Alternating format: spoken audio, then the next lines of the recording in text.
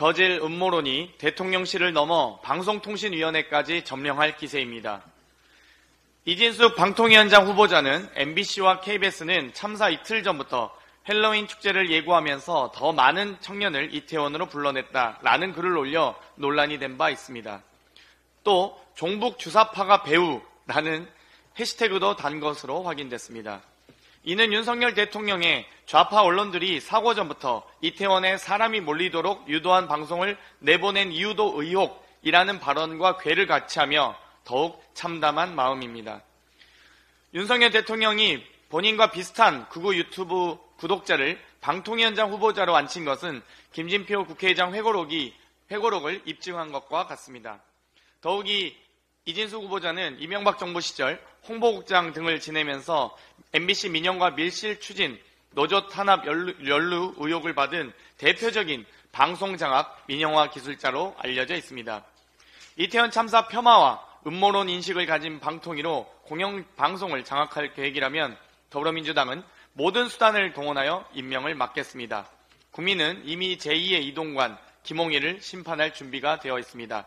이진숙 후보자는 자진 사퇴하시길 엄중히 경고합니다. 필리버스터 24시간 동안 낯뜨거운 윤비어천가만 울려 퍼졌습니다. 윤석열 대통령을 지키기 위해 순직 해병 사건의 진실은 안중에도 없는 국민의힘의 태도에 깊은 분노를 느낍니다. 필리버스터 과정에서 국민의힘 의원들의 발언도 궤변에 이어 폐륜적 발언까지 나왔습니다. 사망 사고가 아니라 군 장비를 실수로 파손한 사건이라고 가정해 봅시다. 윤석열 대통령의 신복인 대통령실 법률비서관이었던 주진우 의원의 발언입니다. 사람이 소모품입니까? 사람의 목숨이 물건처럼 대체가 가능합니까?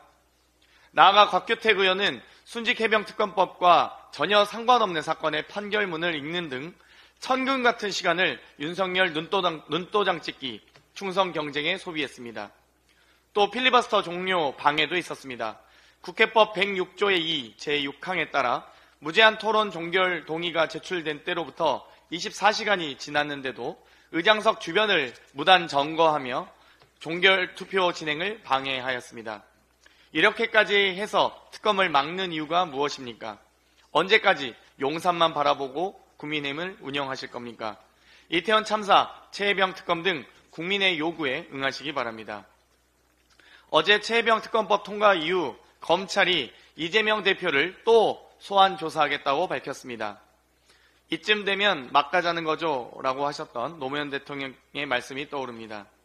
검찰은 김건희 소환은 말만 하고 하지 못해 입이 10개라도 할 말이 없어야 하는데 야당 대표는 수시로 마음대로 부르고 있습니다.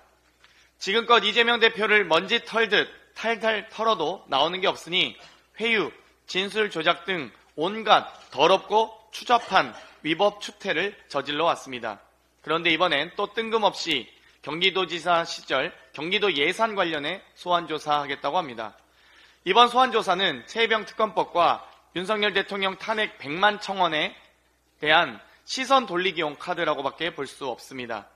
혹시 이원석 검찰총장이 02800-7070 또는 대통령 개인 폰으로 전화 받으셨습니까?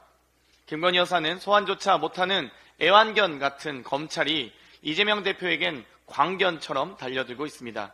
검찰의 폭력에 대해서 법사위 조사를 통해 낱낱이 밝혀가겠습니다. 이상입니다.